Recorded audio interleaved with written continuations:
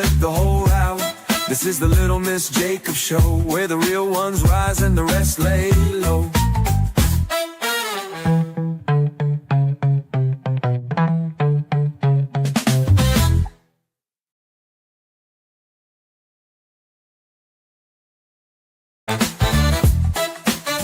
Bullies beware, she's calling it out. No room for doubt, she'll flip the whole route. This is the Little Miss Jacob Show, where the real ones rise and the rest lay low.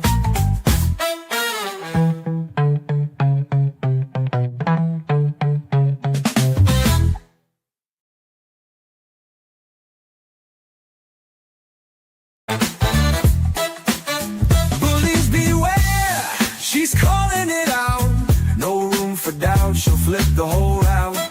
This is the Little Miss Jacob Show, where the real ones rise and the rest lay low.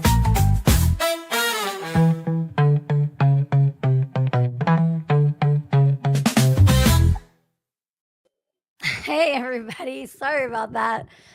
But you got to hear my intro song like a couple times. Somebody showed me how to make AI songs, and I'm basically a composer now. What's up, everybody? My name's Ari, if you don't know me.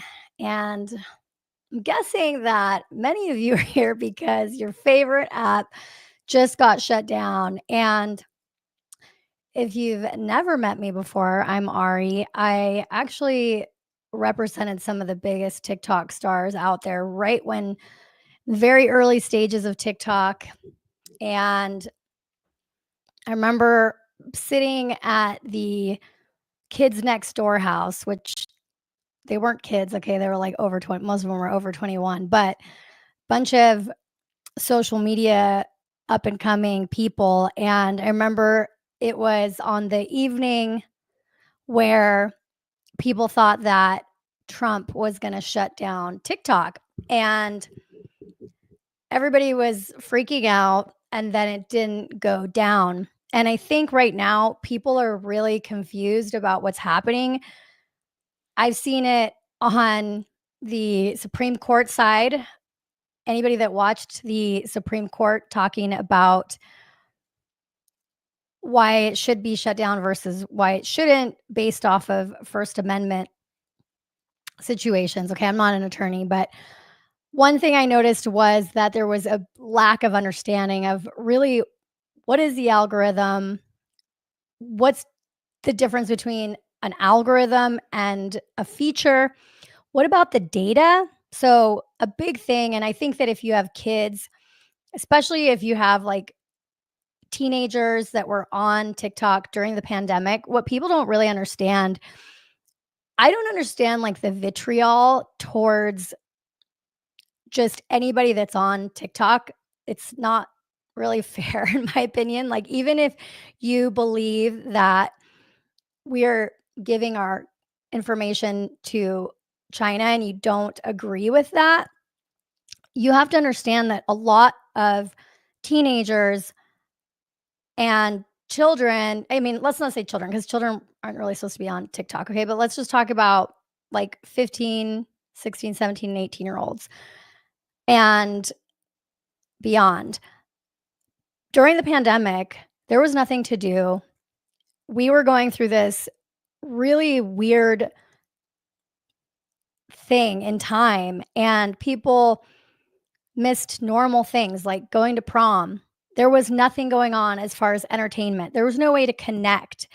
And so for a lot of people, when they think about TikTok, it's about culture and it's about a period in time that they don't want to be erased. Okay. Part of it is not just being able to post, and even though it's a big part of it is being able to post and, hey, I have a business on here.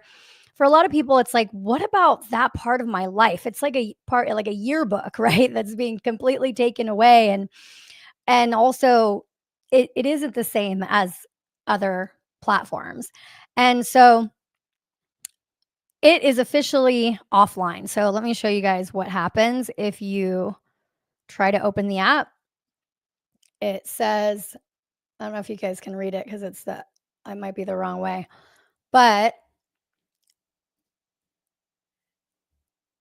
oh, hey, what's up? Um, it is saying, sorry, TikTok isn't available right now.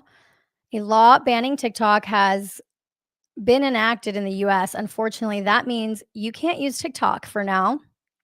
We are fortunate that President Trump has indicated that he will work with us on a solution to reinstate TikTok once he takes office. Please stay tuned. Learn more. Let's click on learn more. Okay, so it says you can still log in, and I think I can show you guys the screen. They shut it down before 12 a.m. I don't know what time it shut down. If anybody knows, let me know. But people were anticipating that it was going to be shut down at midnight. Now, I did watch a very recent, I think, video of Kevin O'Leary, and I wanted to break it down because even in just that 7-minute video, it is still a bit confusing to the average person. Okay. On Friday, I went on Fox Business and I talked to Dagan McDowell and Charlie Hurt about this. And you may notice that I spoke in many metaphors, and I did that intentionally, even though perhaps it was a little bit too much. But I did that intentionally because it's very hard to understand. Number one, the culture. Number two, the technology. And number three, the politics that are happening all at once if you're just a regular person. Even somebody like me who's very in tune with the culture on TikTok, this business aspect of it, researching and learning the technology side of it, and broadly understanding the political side of it, it's still very confusing. And in the 7-minute video where you could watch it and nod your head and say, okay, I generally understand what's going on, you may still not know what they're talking about and how that affects you as a user. So I figured we should break down that video because I was already starting to do that before I saw that it was broken down. Um, so let's see here. All right. What's up, Greg Rogers? TikTok is still on in Australia. So it sounds like just in the US is where they have shut it down. VPN service are so overwhelmed, their domain names do not even resolve. Interesting. I don't know a lot about VPNs. I'll be completely honest with you guys. I think that while I get this thing loaded, I will say that I'm disappointed that TikTok, after spending all that time and money lobbying to make sure that this did not happen. And I'll tell you kind of what I understand the repercussions of them shutting it down, even for a day, are. And I'm disappointed that they didn't do a better job of explaining to lawmakers, to Americans. They did a good job of explaining, yes, TikTok is important to a lot of people, okay? But they didn't do a job explaining of what makes it different. Like, what is the secret sauce? If it goes away, what happens to the secret sauce? And I think that was done intentionally, possibly by TikTok, because TikTok ultimately doesn't want to be forced to sell, right? Ideally, they would keep the revenues going, keep the users on there, and keep their algorithm, and potentially keep it tied to China because that gives them a lot of leverage, right? With it being shut down, though, does this start to run the price down? Was this possibly intentional that it got to like this point? I don't know how all that came to be in terms of like, how is it possible to get shut down, one day before Trump gets into office. My business partner Tony says even favorited is crashing from the overwhelming number of people suddenly trying to cross over. Watching the communities break down across multiple Discord channels is kind of heartbreaking. Oh man, yeah, that's the one platform that I don't use as much, and I probably should. I need to learn how to go live on there. Actually, this is the first time that I've actually successfully been able to stream on Instagram. But see, here's a key difference of going live on Instagram and going live on TikTok. So, what the TikTok algorithm does simply when you go live, and also for some reason, X has not jumped on this yet. Here's a big difference of the algorithm. So, on Instagram, when you go live, I have 3 people in this room. If I go live on TikTok, it doesn't matter if I have a million followers or if I have 5,000, it shares the video with, like, I would say tens of thousands of people right off the jump. And then it sees how sticky is the video. Are people sticking around? And then if people stick around, it shows it to more people. It's way more interactive. Okay. Like I can see people joining right now, like, hey, what's up? Jackie joined. And I see people, but it's not pushing the algorithm to tens of thousands of people to be like, hey, there's somebody online. And I don't know why that is. I don't know if Instagram only shows it to the people following me. There's not like this running for you page of lives going on right now because nobody goes live on Instagram. It's some people do. Every time that I've gone live, I just don't get anything out of it. People don't comment, interact. Like the reason why I like going live on YouTube is because people interact in the comments. Like, and I'm on StreamYard right now, so I can pull people's comments up. But even on X, if I look at, okay, I have 249 people viewing on X, but that's total viewers, I think, from the whole stream. I don't know if it updates it. I know before it didn't update it. And then I only have 9 on YouTube and 3 on Facebook. And I don't even know if it says on Instagram. Oh, yeah, on Instagram, it says I have 3. So this is a key difference of the algorithm, the secret sauce that tells TikTok what to show the user. And let me pull up this.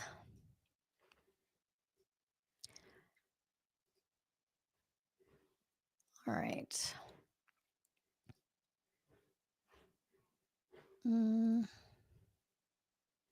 Okay.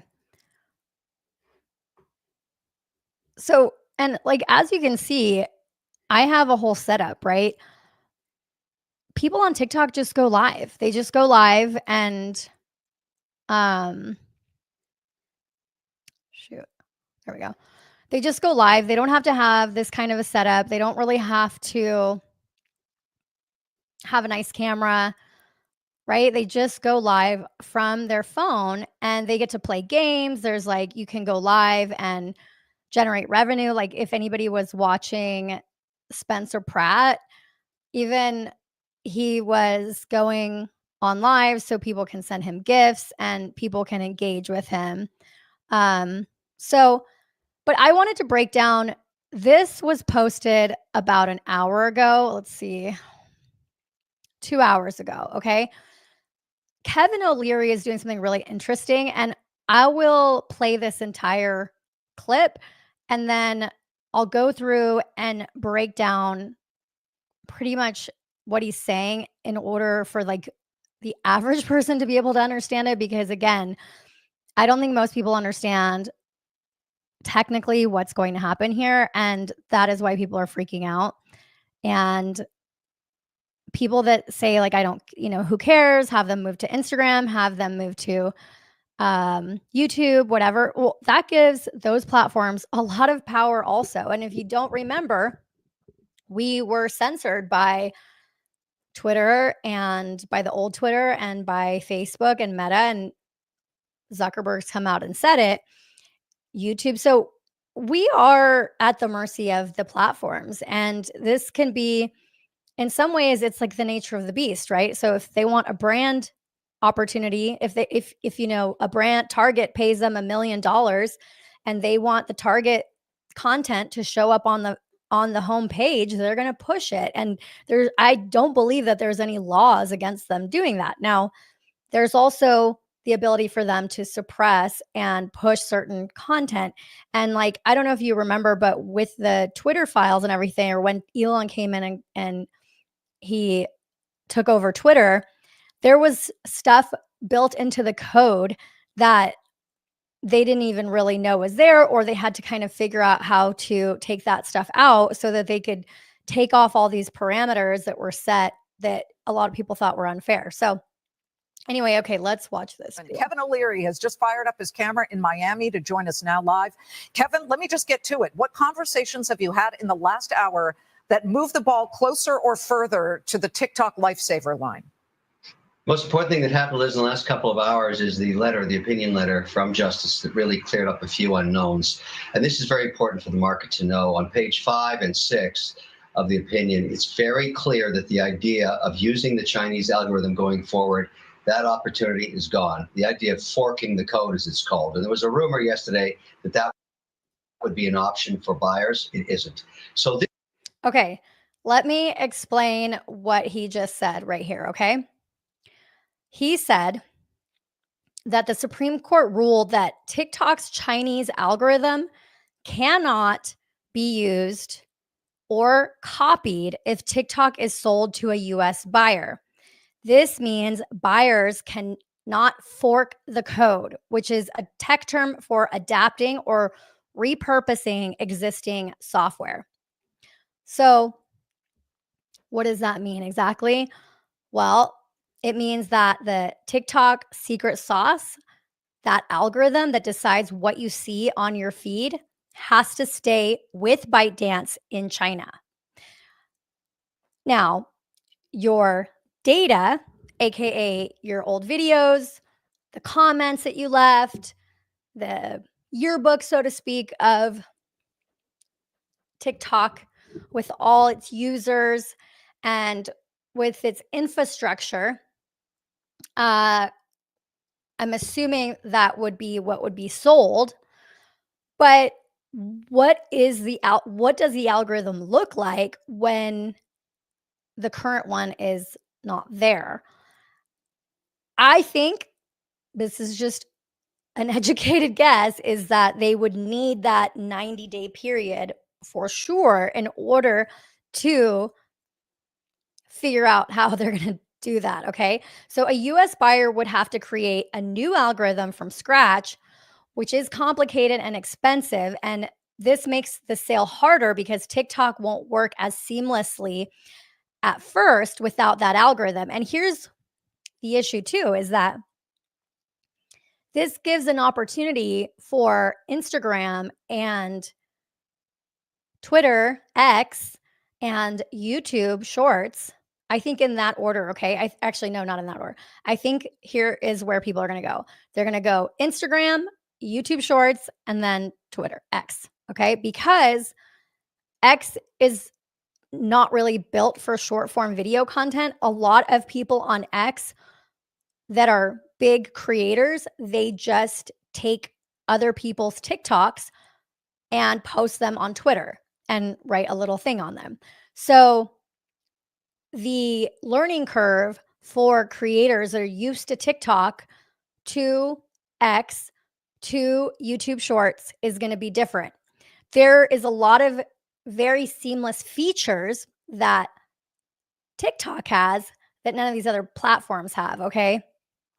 And they've been building those over a long period of time. So I guess what you're buying if you're the US here is the features, the users, their data, so they get to keep their followers and all this stuff.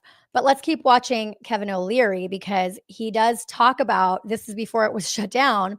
He does say, we don't want it to be shut down for even a moment. this is what makes Frank so valuable in this deal now.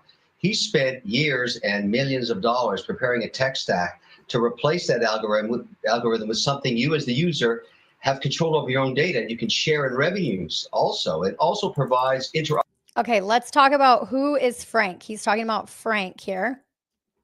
So, sorry. Okay, so Frank is sorry. I did some research on this already.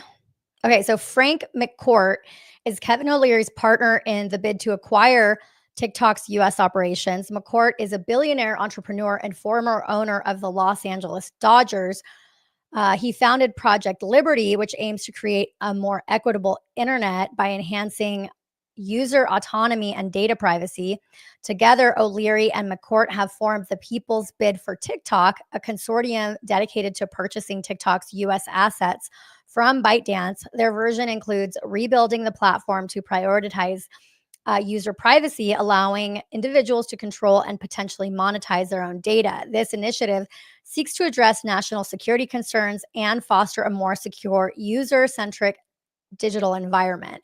And regarding the algorithm, the Supreme Court has ruled that TikTok's proprietary recommendation algorithm cannot be included in the sale. So this is really the secret sauce, is how does it know what you want to see? And this is a really big part of TikTok. But I think, and I would argue, that a lot of users are also concerned about like their memories, their ability to go back and like look at conversations. And, you know, we live in this age where people love to be internet sleuths. And if there's a Blake Lively conversation with Baldoni, and rewind and go check TikTok and check the receipts, all those receipts are gone when the platform is off.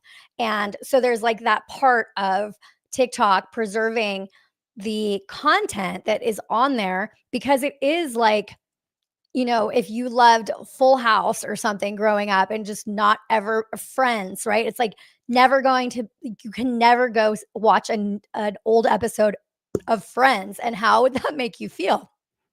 So I am not streaming on Rumble, and that's just because it takes me too long to set up that stream. Rumble, if you're out there, if you can make it easier to connect to StreamYard, I will stream to Rumble, but I just can't. I just can't do all the things. AT says, remember that Instagram deliberately changed their algorithm from interest-based to social-based. TikTok's is interest-based. YouTube is a hybrid. None of these incumbents can simply expect all TikTok users to come over and continue. The bonds between communities and TikTok are designed differently from those on Instagram and YouTube too. Yes. And I am going to go over my thread that I posted about the TikTok algorithm, because honestly, like, people really don't understand this.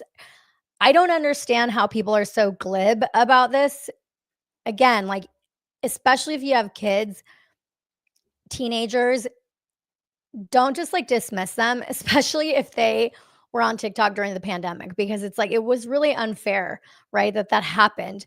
And a lot of people built their communities and kind of reintroduced themselves to like the world through TikTok, because we weren't allowed to leave our houses. So this is like, that's why it's cultural. That's why people are attached to it. And also, like, you're talking about networks that you don't know like how to find them again. For example, let's say you only use TikTok and you build all your friends on TikTok.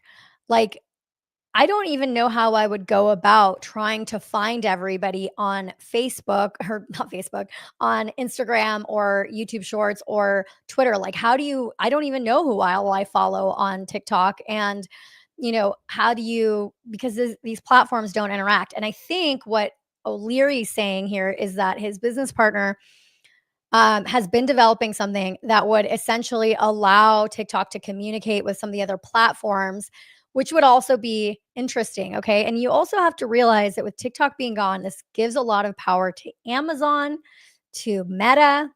So I'm sure that the stock market is going to go in the direction of, people are probably going to buy. I don't know. I'm not a stock person, but I do have a client who's like a stock guy. And I'm guessing that people now are going to be betting on Google and Meta. Is Meta publicly traded? I don't know. See, like I really don't know my stuff there. But my point is that this is going to hurt. Some people say that this was strategic, that they wanted it to shut down, but he talks about here in a second about what happened when they shut it down in India. Interoperability with other social media. It's what so it also provides interoperability with other social media.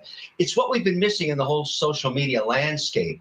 And that was an option 2 hours ago. Now it's a need. It's a must. So Frank has that piece. I have the ear of 6 million plus businesses on TikTok. I do not want this shut off, not for 1 second. Not for 1 second. So we have a very complicated dance occurring here between the Biden administration and the Trump administration. We'll have to serve them both in the next 4. So 2 hours ago, he was saying, I do not want this shut down, not for 1 second. 48 hours, and we understand that. And they both know that our bid is out there. Every shareholder knows it. The company knows it. If they sign that LOI, we'll get that 90-day stay of execution. That's what's. So if you guys don't know what an LOI is, it's a letter of intent. So when you are about to do a business deal, before all the things are basically put together in a long contract, all the detail points are negotiated back and forth, you usually do an LOI that's like, hey, this is kind of pretty much what the deal is. Here are the major points that we want to stick to. And when you do an LOI and somebody signs it, that's like they're saying, okay, broadly, we agree to these things. And then the deal typically moves to that long contract and negotiation phase. But unless something goes wrong, like you can't agree on one point, the deal, the idea of it is like, we're going to sign this because we intend for this to go through. So that is what O'Leary was saying. He's saying that he was waiting. I think he said he was waiting for an LOI. Knows it. If they sign that LOI, we'll get that 90-day stay of execution. That's what's important. Doesn't this all depend on an organization that nobody here controls, and that's ByteDance, the parent of TikTok in China? And maybe I was thinking about this, maybe they want to shut it down so that they divide this country even more. They make business owners angry at the Biden administration and the Trump administration, because it's really now in the Trump administration's hands. Yeah, well, that was tried in India. 210. All right, let's try that the back. Biden administration and the Trump administration, because it's really now in the Trump administration's hands. Yeah, well, that was tried in India.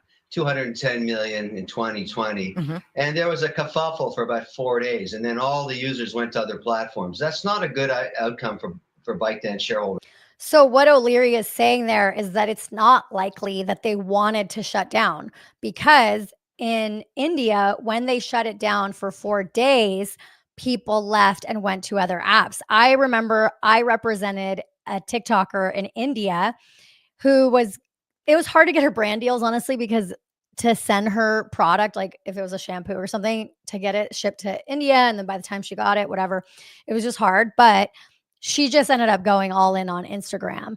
And so that's basically what happened, is people left, and you could maybe access it.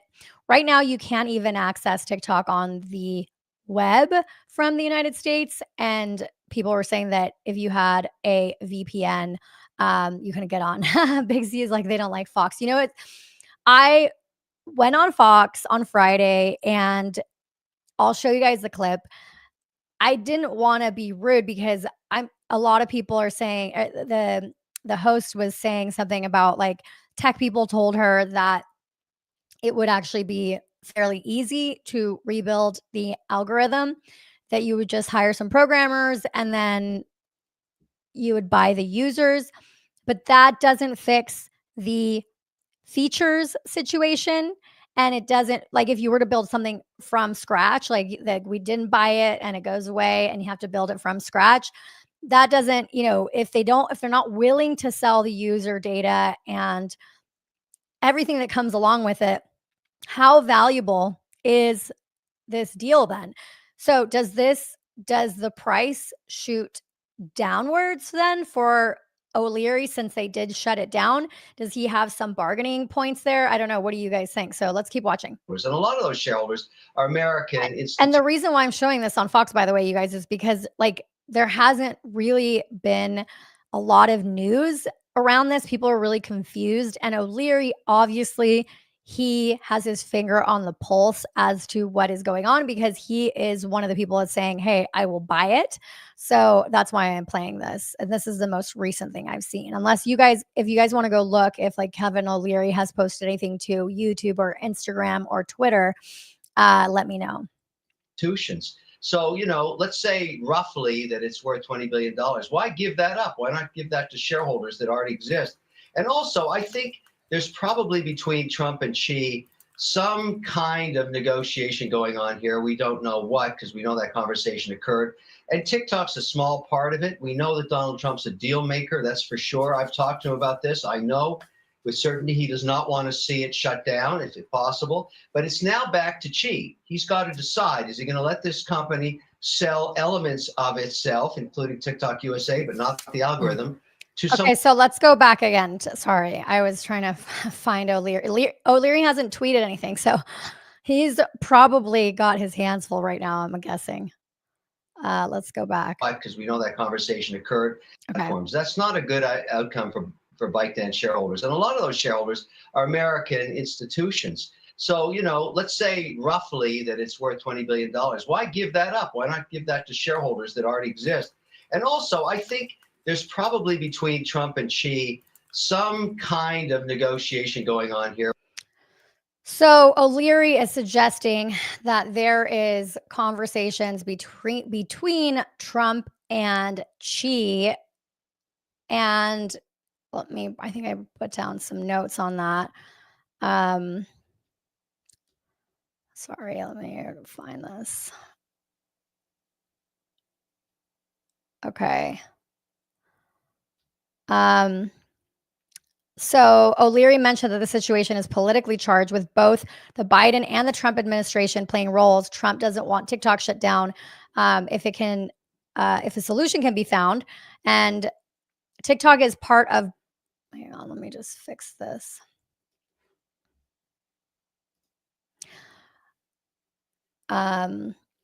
TikTok is part of broader U.S.-China tensions, and there may be behind-the-scenes negotiations happening right now. Both political parties understand the app's importance to the economy, so there's pressure to find a solution without causing a shutdown. But it's shut down right now. So what do we think could have happened?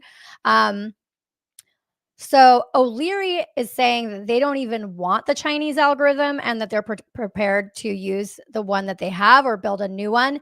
Their goal is to create a platform that supports free speech, let users own their data, and generates revenue for the creators. So I think this is what he gets into right here. So let me just play that. I was going to try to like tweet at him, but I don't think he is live. Oops. Or we don't know what, because we know that conversation occurred. And TikTok's a small part of it. We know that Donald Trump's a deal maker, that's for sure. I've talked to him about this. I know with certainty he does not want to see it shut down, if it's possible. But it's now back to Xi. He's got to decide, is he going to let this company sell elements of itself, including TikTok USA, but not the algorithm, to someone who can buy it and sign that LOI so we get the 90-day stay? The worst thing that could happen for everybody involved is to have it go dark for even 1 hour. Okay, and let's listen. Okay, so according to O'Leary, the worst thing that could happen has just happened, and I'm gonna prep a tweet. Tweet what now? Let's see here. So, okay, according to O'Leary, the worst thing that could happen has just happened. So I'll give you guys a little behind the curtain. So I have trained my AI to know exactly how I speak, to know exactly how many characters I like in my tweets. And that way I can just chicken scratch what I want to say and it speaks in my voice. A lot of times I have to remind it, hey, you're being too cheesy or that's not how I speak. But 9 times out of 10, it gets it right. So anyway, according to O'Leary, the worst thing that could happen just happened. He said, worst thing is if it gets shut down even for, what did he say? Even for an hour, even for 1 hour. 1 hour.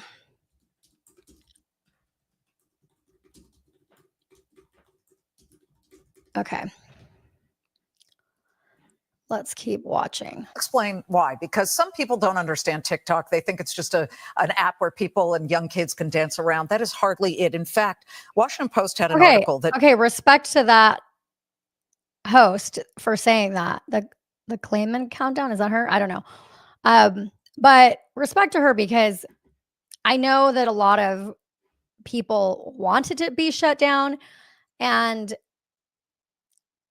a lot of people, I mean, this is, I think, the thing that TikTok did get out there with the lobbying and with everything is just like how many Americans use TikTok. And the other thing too is I think that for lawmakers that are brushing it off, or like if you're a lawmaker of the United States and you don't take the time to at least research what a darn algorithm is or what the features are, if you're not allowed to have it because you're a government phone, like use a dummy phone to go on there and just try to understand it, because you have Americans 18 to 25 or 18 to 35 or whatever age people are on here that are really upset about this. And the least you could do is try to understand what exactly it is. How do we transfer it? Can it be rebuilt? Like all those questions should have been happening before they got into court, in my opinion. I don't know. What do you guys think?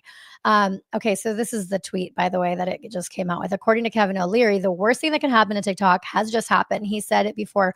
Even a single hour of a shutdown could do irreplaceable damage. Let's break down what this means. Okay, I hate when it says like let's. Like, it sounds cheesy to me. Okay. Anyway, all right, let's play this. That indicated that TikTok added, and this is according to ByteDance, by the way, but that added $24.2 billion to the U.S. economy in 2023, the most recent numbers, and $14.7 billion in revenue for small businesses. I've profiled. By the way, guys, if I was live, if I was live on TikTok right now on this subject, TikTok would know to send all the traffic to me, because this is what people are curious about right now.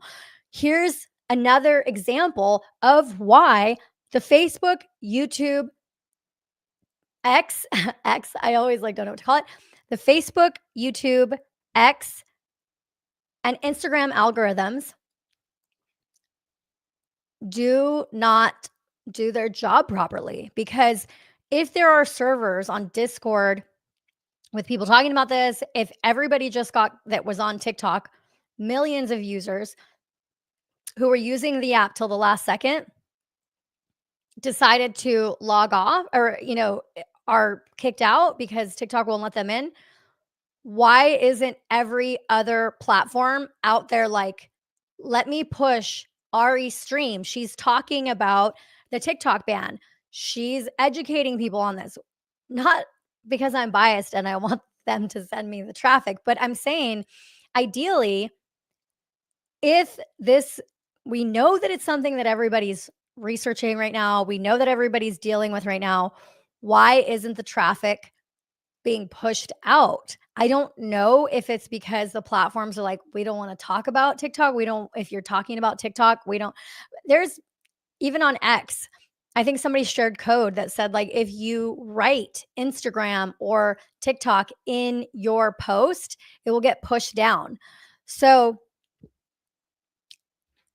every platform has the ability to pull the lever, pull it down. And I'll give you an example of this from TikTok. When I represented some really big TikTokers, I remember I was getting on a plane and my colleague calls me and is like, hey, there's a problem.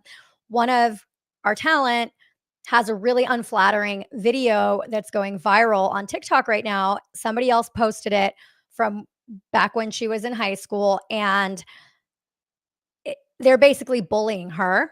And because she was a rising star, in my opinion, on TikTok, they quickly took that video that I don't believe was explicit or anything like that. It was just something unflattering that I think bullying was against the terms of service, but essentially anybody that posted that video would get their stuff taken down. if they did it over and over again, they would get kicked off. So this was just to protect one TikToker that was important to TikTok at the time. So imagine if there's somebody in China or in the government or whoever that's important to TikTok, they can turn the lever up or down. I've seen it with my own eyes because when I got off the plane, everything was fixed. So by the time I landed, everything had been fixed.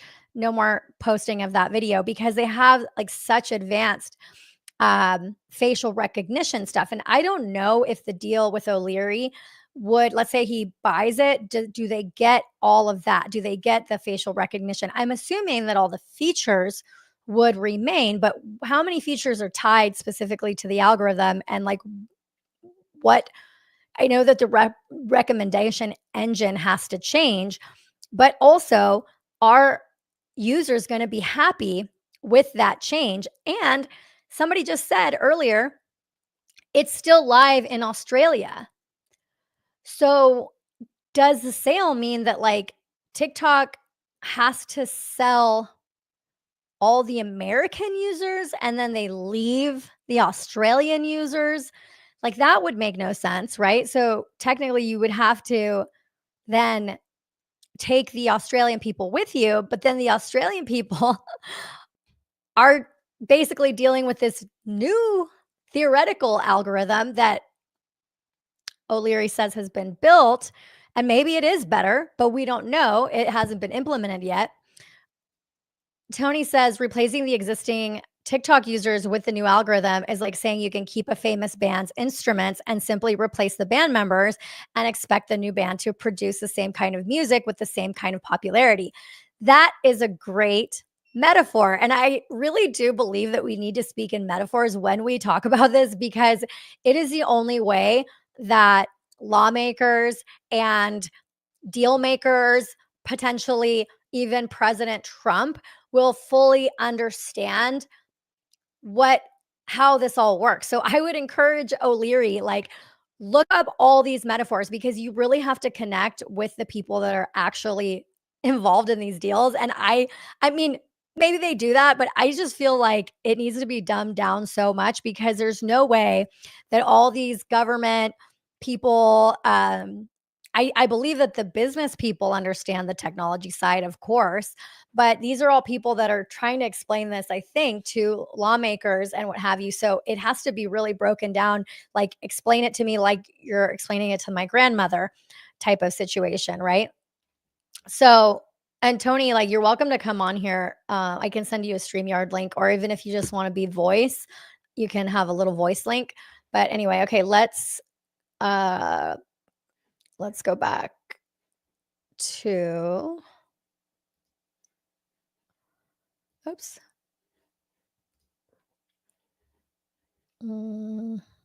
Why doesn't it want to play? Okay, here we go. Businesses that began on TikTok and burgeoned. And these are people who had no job during the pandemic and they had to find a way to make some money. And now they're making 7 figures. It's very important it stays alight. You know that. Those are all my people. That is, 62% of jobs created in America are companies 5 to 500. Practically all of them use TikTok for customer acquisition. This is bad. And these are my people too. If you don't know, I own Creator Genius. We work with medium and small businesses. So these are our people too. And I understand the frustration here. Bad for the U.S. if this happens. It's bad for China's relationships with the U.S. All they have to do is abide by what has been put forward by the justices. They made it very clear in this. And by the way, Liz, 9-0 Supreme Court decision. That's definitive. They basically made a decision here, and we all have to abide by it. But it doesn't have to shut down. And Frank and I want to go forward here. We want to be part of the solution. We're going to work with anybody. Remember, these businesses are Democratic businesses and Republican businesses. We're agnostic to politics here. We want to save this for everybody's benefit, and we have a path to do so. Part of the criticism was the algorithm, that the algorithm has been tweaked to, again, divide Americans, become a wedge in certain political issues, whether it was October 7th or the election, anything else, and also feeding Americans a bunch of drivel, which, by the way, the app in China does not do that. So you say that you've got the edge here. because you guys don't want the algorithm. You're not even putting in the bid for that. And so maybe that's something that TikTok would agree to? Maybe, because right now we know with certainty, as of the justice's opinion, it's right there at the bottom of page 5, Right. Can't use it and don't want it. And they're very clear, 9-0. I mean, I haven't seen a more definitive decision, and it was debated and for a long time, but it's definitive now. And listen, we don't have to divide America.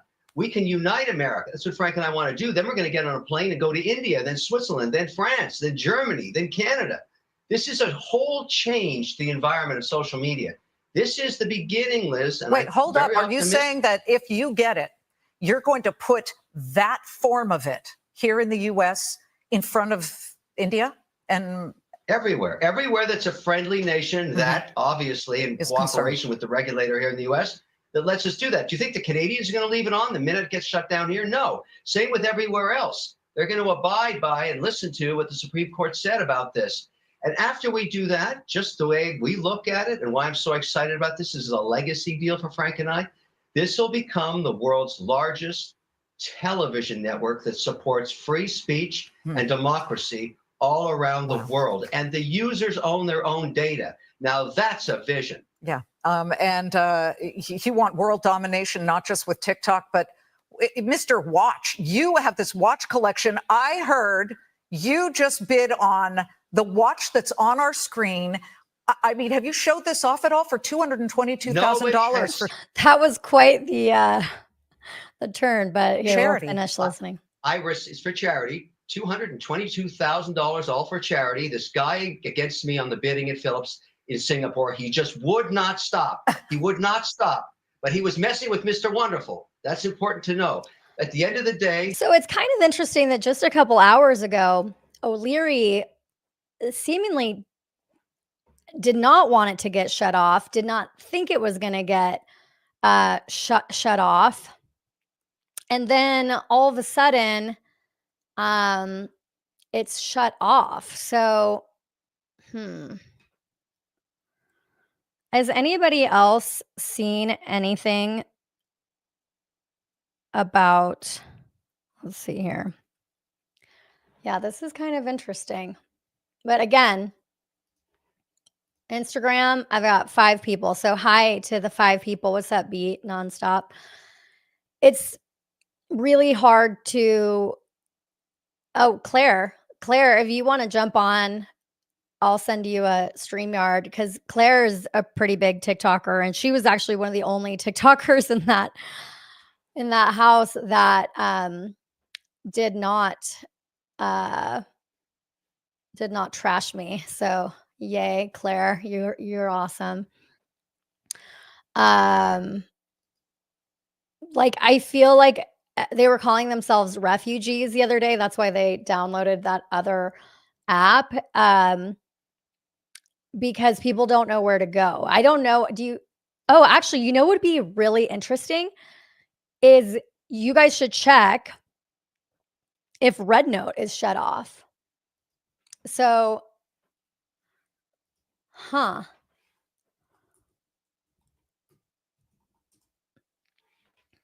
Okay, actually, do I have it? No, I don't have it. Red Note. This is going to be interesting because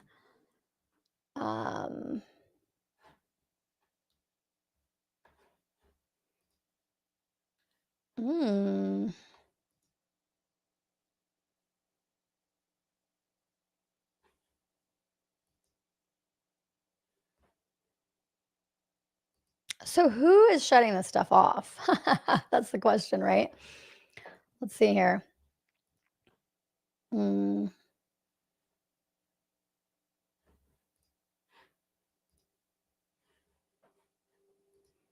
right, well,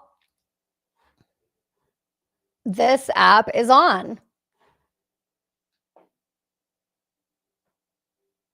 So how does that work, right? It's like, who is enforcing this? That's the problem. And this is breaking news, everybody. Red Note is not shut off. Can somebody like screenshot my screen right now and tweet that? Or do I need to do it here? It's so hard to it's really hard to multitask when you're going live.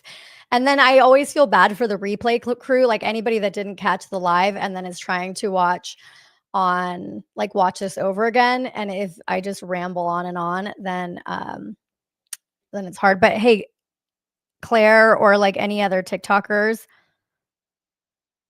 I'll send you the link to join me on the stream. You can also join like voice only. So I'm happy to share the stream. I know a lot of people are probably sleeping, but a lot of people, it's Saturday night. A lot of people are probably, I don't know. Do you think that they're scrolling on Instagram or what? I don't know.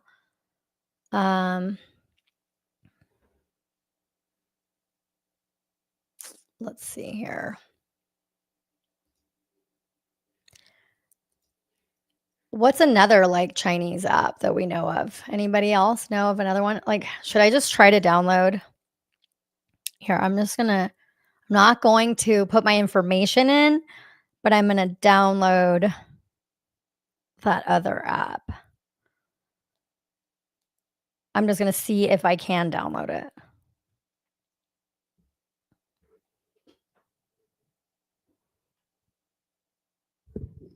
Okay. This is why people went to the other app, because the US government said, "Oh, we're going to shut that one down too."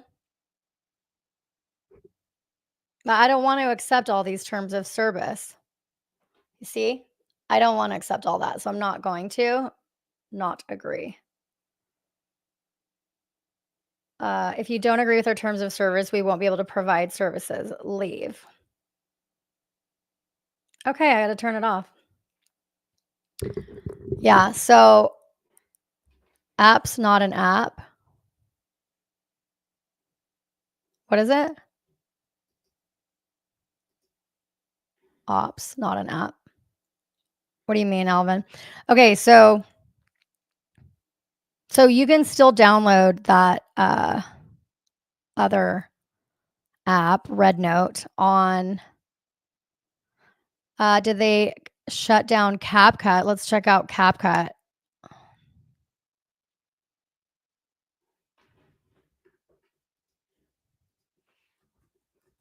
CapCut.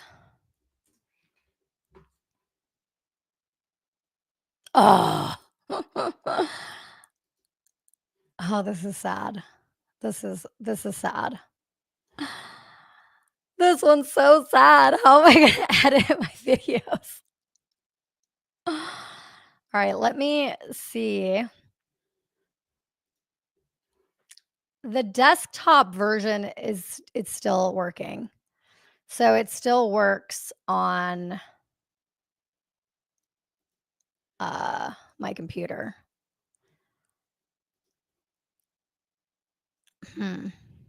Interesting. Yeah, CapCut is shut down. So, but why is this Red Note thing not shut down? That's where this gets interesting, right? Is like, that's why people were, in my opinion, that's why they were trolling the US government, because they're like, what are you going to do? What are you going to do? Are you going to shut it down? Well, I don't know, because I don't want to join it. So I don't know if it's shut down. I would love to know. See, that's like, I would love to tweet. Here, I'm going to play the thing that I was just on, so that way I can also, so that I can research something really fast while you guys are not just watching me blabber. Here, let's watch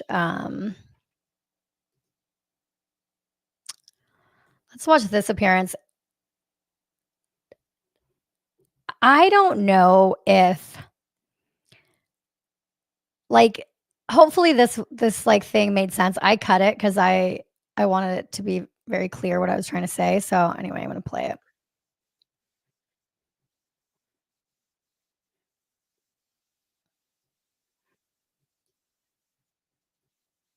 Oh, whoops, it's not playing. It's not playing. Hang on one sec. If you didn't catch this was and CreatorGenius.com founder, Ari Jacob. Great to see you, Ari. So are you going to go over to Mao Zedong's Little Red Book? absolutely not, and I would encourage you not to either. No, why? Well, mainly because we don't know what they're going to do with our data. And not just that, when you sign up for the platform, it actually tells you you're giving away your IP, your name, your likeness, and we don't have to pay you for it. We just own it. Additionally, what I think people are worried about with TikTok is that someone over there can pull the lever up or down, what kind of information can be manipulated on those apps. But, I think that people really need to understand why and why in heaven's name would anybody do this, right? And that's because people are so angry about the TikTok ban. Users are really frustrated because lawmakers don't seem to understand what makes TikTok unique. For example, Justice Alito compared TikTok to, is it an old T-shirt that you just can't let go of? And some people said, why don't you guys just build a new algorithm? And I think what people need to understand is that TikTok's algorithm is like a skyscraper. It's built on billions of interactions over time, and you can't just build it overnight. And unlike Instagram, it's not just for pretty popular people. It kind of gives anyone a chance to go viral. So as someone who focuses on short form video for American businesses, I understand why people are upset, but I'm still not going to that other app. But I've talked to several people in the tech world and a couple more who are young. And I asked them, why are people going over to this communist app? And they said, as a screw you to the US government. They know. Alvin, they don't have control of your IP. Well, according to the terms of service, it does say that that your intellectual property, they have access to duplicate it, to share it, to that they I forget what the exact verbiage of it, but I do believe that was in the terms of service.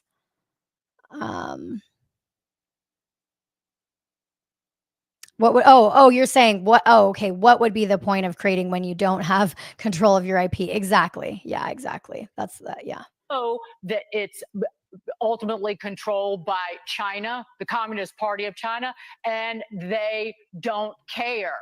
They didn't care with TikTok, and now they know, and they care even less.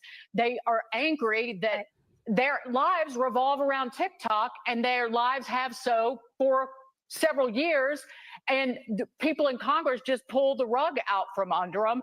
And so it's really a middle finger to people in Congress. But by the way, somebody in the tech world told me that this algorithm that ByteDance holds so closely would be easy to replicate. You would just have to buy the users from TikTok and just hire some coders to replicate it. That's the thing, right?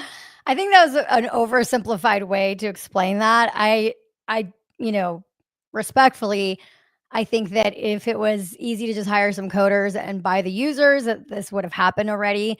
Like I said, there's a lot of features, there's existing content, data, and then will TikTok still be TikTok without that algorithm that's so juicy? Like, again, right now, my stream is not being shared to that many people, even though we know that the interest is high on this topic. So that tells me that the other apps don't know how to basically read the fact that I'm talking about a high traffic topic and show it to everybody. O'Leary said he wants a TV station that everybody can watch. Well, the difference between TikTok, and I understand what he's trying to build, but I also think that it's not a TV station. It's like a TV station that like has arms and can like grab you when it wants you to see something that it thinks you like. Antonio's here. I'm gonna add you to the stage. Hi. Hello. Can you hear me? Can everybody hear Antonio? Let me see. Oh, there you go. Hello. Hey. Can you hear me? Mm-hmm. Yeah, I'm just laughing at all this because not you, but at this whole thing is because at the end of the day, you asked about a red book, and I was looking at Lemonade. The number one question is, would the U.S. and any other company, any of their constituencies had cared if there was not as much money being made that just slipping through their fingers. I wrote an article on LinkedIn a few days ago talking about a very small aspect that nobody's heard of, which is the TikTok battles. I think you read that article. That is the amount of money, millions of dollars a day, if not per week, that are made just from TikTok battles because they figured something else. They figured something out that Instagram or YouTube or any other app in the US is not really figured out at scale, right? And I think that is the fundamental question. If TikTok had not been earning this much money for its users and provided so many commerce opportunities for the Chinese exports or you name it, do you really think we would be where we are today? Yeah, no. Right. And I think all the talk about Yeah. algorithms, the problem is it's not just one algorithm. What makes TikTok so popular, and I'm seeing this with all the little spin-off apps like Favorited and Lemonade and all that. What they did is they created, as you know, through CapCut, the creator platform that you can add onto TikTok directly. They've created battle systems and gifting systems that gamify the gifters. No other platform gamified the gifters, meaning that if you were on screen and you were live streaming right now, almost every app can tip you like $1, $3, but what TikTok was able to do is I can gift you a gift that's so elaborately like an interesting or intricate looking, it makes me look good, and I have a ranking system. They figured out how to gamify the anonymous gifter who has now an avatar presence, that sort of stuff. And on top of the e-commerce they started rolling out last year through TikTok Shop, it was the most explosive thing they've ever done. So it was this big, giant behemoth that nobody figured out. And I can tell you one thing, from my years in living in Hong Kong and Singapore and Taiwan back when I was an analyst, the one thing the Chinese figured out, in Hong Kong in general, Greater China, was how to pay attention to the customer at all points, full 360 points. And that's something they figured out that we didn't. If you go to Hong Kong, walk down the store, there's a store brand called, what is it called? I can't remember. Anyway, it's a local brand. It's made to sound like an Italian brand. There's literally, if you walk down 1 mile, there are it's called Giordano. That's what it is. Okay. If you walk down 1 mile, there are literally 5 Giordano stores. They're little tiny ones. It's the exact same store. Who in their right mind would have 5 of the same stores? Because they never wanted to give you an opportunity to feel like you weren't welcome or the store is too small. And by the way, while the U.S. is absolutely the kings of figuring out how to pay loyalty to customers, reward systems and all, what they figured out over there was not only to reward you for your loyalty, but to treat you like a new customer, whether it's your first time, if you've never bought anything in the past. And this is what they did 360 from a streaming perspective, from a battle perspective, from an e-commerce perspective. Everybody had a presence. This is why, and I'll end with this sentence, this is why the biggest thing started coming out from creators saying, you don't need 150,000 users. All you need is maybe 500 and you can still earn $6,000 a week. What platform could claim that except TikTok? Right. Right. So that it was just the amount of what the algorithm across all the sum of its parts was able to do that no one else could. And that's the one thing that I think a lot of people are missing. Well, so what do you think about the fact, though, that these other platforms, is the reason why TikTok and CapCut and everything is down because they're trying to abide by the rules in order to get turned back on? Like, obviously, Red Note doesn't care about its relationship with the United States, I'm guessing. So is that the reason why, hypothetically, they're still running and you can still go on their website and everything? So I don't like to play in conjecture because the one thing I've learned not to do in this country is to argue against anything that talks about national security, because I could be 100% right on my facts, but all I need is a very powerful lobby to say, don't listen to him. And it doesn't matter. I think we've all learned you cannot fight a machine. Look what's happening now.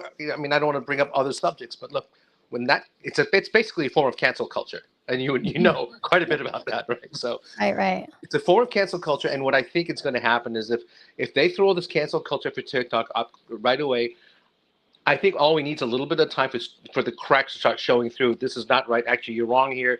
But you can't fight with a war machine of cancel culture, whether it's a person, a celebrity, an actor, or a company.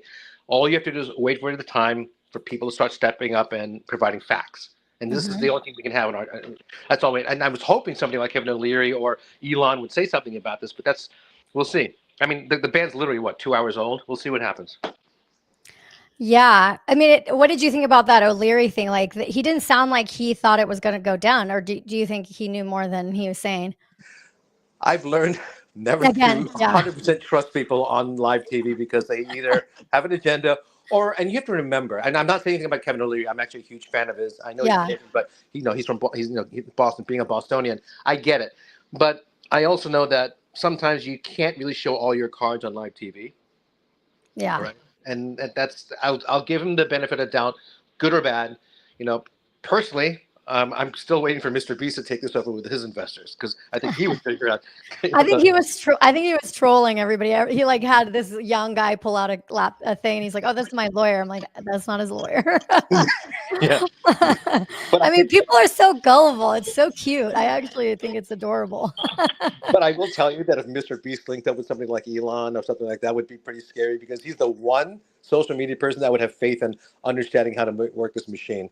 What do you think about this notion that it would be so easy to copy the TikTok algorithm? Do you agree with what I'm saying? With like, obviously, it's not that easy. If like Elon hasn't figured it out, and here's the thing about TikTok, or I mean about X, which I'm seeing as a user that I'm on there a lot, is that it doesn't appear that that Elon has like a 30-person team that all they do is go on TikTok, understand TikTok, talk to TikTok creators. They don't have that. And what people need to understand is that when Instagram was trying to copy TikTok, they were I'm going to mute you for a sec because I think it's shadowing. But what they did is they invited the TikTokers into the Instagram office, and they were like, "Hey, how do you like how this works? Do you not like how this works?" And that type of thing. What do you think about people saying that it's really easy? And like, if it is easy, then how come Meta and YouTube Shorts and X haven't copied that secret sauce? Oh, that's my favorite question. So you may or may not remember, I come from a video game background, and I understand algorithm design and game design and architecture. So, first of all, the short answer is it comes down from the central, absolute top-down approach on what the design of the system is. So it's not like I can simply go in and copy what you're doing and how you're doing and then apply it to me. It has to come down from the very root of the design of the entire architecture, the entire strategy. Okay, and that's why in the video game world, we had companies, and I'll just give a quick analogy. We had companies constantly designing new video games with the coolest graphics, the most latest game engine, the coolest looking this and that. And then Blizzard came out with the World of Warcraft, which was this kind of polygony, not so attractive game, but the gameplay was amazing. And that's why that one less attractive game attracted more users, because it came down to the gameplay. In other words, the algorithm of how things work. Simply knowing how one aspect of something works does not make you an expert. My favorite real life example is I went to a guy who started a video game company because he was an expert at every game out there. And he goes, "Tony, I know how everything works. I spent millions of dollars to play. I'm going to go design it." He raised $100 million, lost $100 million a year later. Because just because you're a good Ferrari driver does not make you a good Ferrari car designer or maker. So Right. you cannot simply go in and observe one aspect of an algorithm. Remember what I said. TikTok is not just streaming. It's also video posting that's interest algorithm based. It is also based on a CapCut design. Some of those features are embedded within the TikTok app. And if you wanted more, you go to CapCut for more AI editing. CapCut for editing. Yeah, exactly. Exactly. And then on top of that, you've got AI editing in there. And then you've got the way they handle their music. Remember, it started as Musical.ly. And it's this entire, and I hate to say another company, but the one company that sort of figured it out is sort of like Apple, who designed a phone and the iPad and the iPod, and everything now revolves around the Apple system. This is what I think TikTok did. They designed everything around the user experience from all 360, right? QVC stuff, that home shopping, they incorporated it a little bit later, like last year. Look how well it's done. But it never interrupted the fundamental focus on customer interaction and what they want and what they didn't know they wanted. And once they've tasted it, they can't go back. How many people who had zero personality did a faceless video of pushing some kind of a teapot or a foot warmer extension, and all of a sudden they're making thousands of dollars, and they don't have to. It's one of the biggest selling traps is you don't have to show your face. I agree. I think that they focused on user first. They even when I was representing the TikTokers, is they would invite the TikTokers to do all these events with TikTok, where they would, bring all the, I mean, regardless of what you think about it, they would bring in all the, the creators of color. They would bring in the Latinx. They would bring all these people, but they brought them together into all these massive events. So they created community. The other thing that I thought was interesting is that if you were a big brand, they would connect the brand and the influencer together. So they were bringing money to the influencers straight off the bat. You never really saw Instagram or Facebook or YouTube get involved with being almost like an agent or a negotiator, not negotiator, but like, where the brand deal. So not just the advertising that goes on it. So I'm talking about, okay, so there's the type of advertising on a YouTube, for example, that's like a mid-roll ad. I'm talking about, a creator being like, hey, use these Apple AirPods. And in the video, I haven't seen where a platform was the one that bridged that deal together. And TikTok did that right from the jump. And in doing so, they kind of secured themselves that spot of, I want to be good with TikTok because they're bringing me revenue directly from the advertiser. They're actually introducing me to Target or to L'Oreal or to whatever, right? So that was, I think, a big play. And there's a lot of moves that happened. But I do think that if you really wanted to get that secret sauce of TikTok, that you would put, I don't know how many people are at these companies, but that you would put maybe, I don't know, 10, 20, 30, 40 people in charge of, like, you're in charge of all you do is talk to TikTokers, talk to creators, use the app, go on there, figure out exactly what you like about it. And I don't know if those teams have been deployed. It doesn't seem like that's the case, but I could be wrong. Well, actually, it's a good point because it goes to that. I forget which company it was. Maybe it was Disney back in the day. I don't remember what it was. But if you focus fundamentally on my biggest thesis in everything I've done in my entire life was focus on one thing. Why do people do what they do? If you can understand that, you can extract a lot of that. So I think if you had people do nothing but focus on what is this person doing on TikTok and why do they like it so much? Why do you like doing this? Why do you like selling? Oh, because I don't have to do this. If you start looking at the why and sort of track backwards and you get to the what and then you figure out how.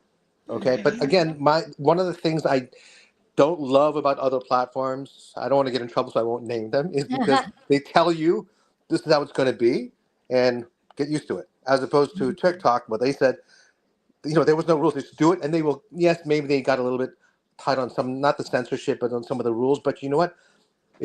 It didn't destroy the platform. People found ways around it. There were groups that were founded how not to say things on TikTok Shop. There were literally thousands of groups that, when I was trying to figure out TikTok Shop myself, you could join all these groups. This is how you don't get banned. Here's how you don't get this. And these subgroups and major groups formed around different ways to do TikTok. And it was literally a community of multiple other micro communities. And this was that huge phenomenon. It's no different than the way the video game world works, and that is, let's all play this game now. Let's form these little groups and clans to figure out how to beat the dragon here and how to beat the giant ogre here, and then they would go offline into little, verbal blogs or those kind of things, or Discord, and trying to figure out strategy. And this is what TikTok enabled. There are so many Discord groups I joined just to be part of my battle groups on TikTok, just so I understand the strategy. So if you focus on why people do what they do, figure out what they're doing to satisfy that why, then you go back and figure out how, as opposed to, here, let's take over these guys and just put a new algorithm. That, how many examples have we said that, oh, here, you've driven a Ferrari, we're going to give you a Hyundai Sonata, do the same. Yeah. Right?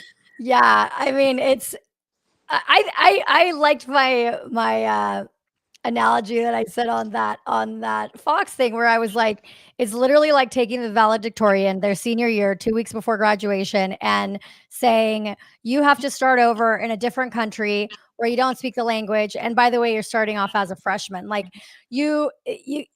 that's what asking some of these creators to, hey, just use X. Well, this isn't even the same thing. X is not the same thing of what I was on. Now, if X had focused for the last 2 years on studying TikTok and figuring out what is so sticky about TikTok and putting those features and that stickiness into X, where, X sees me going live and is like, oh, Ari's talking about something very sticky right now on her live. Let's push it up.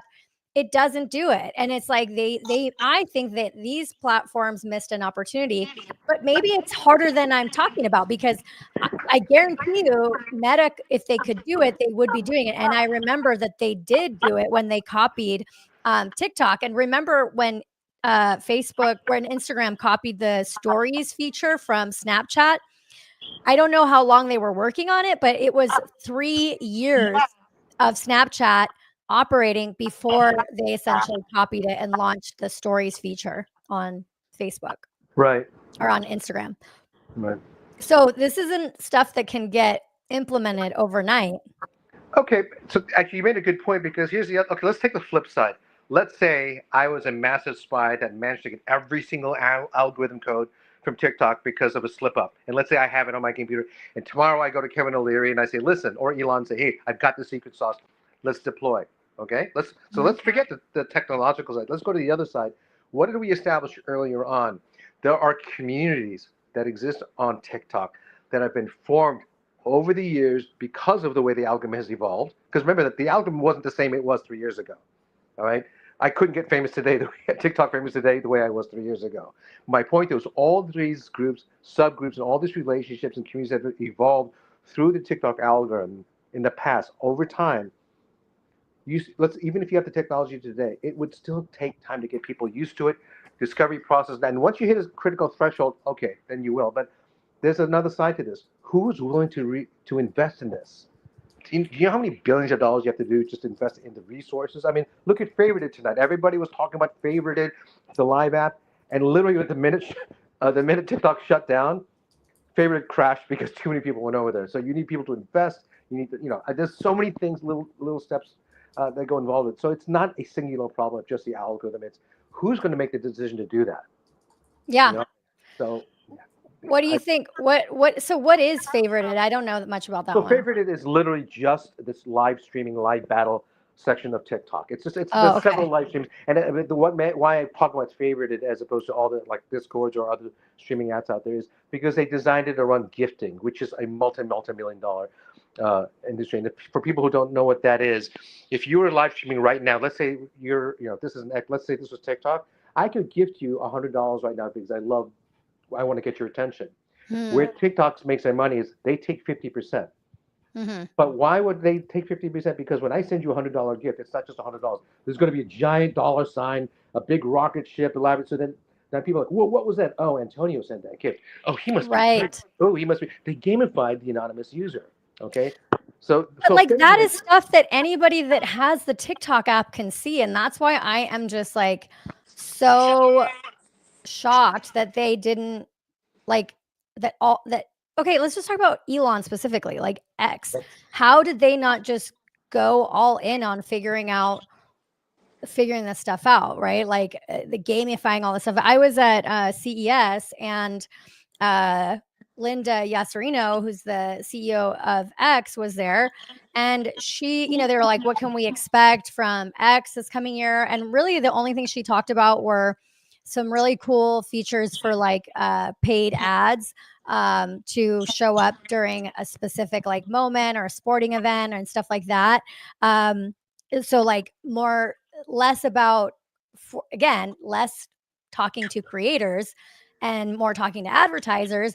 And she said what you can look forward to is Grok, which anybody that uses Grok knows that it's like not even, that is literally the Honda Civic to the Ferrari compared to ChatGPT or some other platforms that are out there for AI. So it does not know how to deliver the same results that I use ChatGPT every single day for our business. And there's no way that if ChatGPT got taken away and all I had was Grok, I would have to shut down shop pretty much. So, I wasn't that excited about that key feature that Linda Yasserino said. And then the other thing was she said like X payments.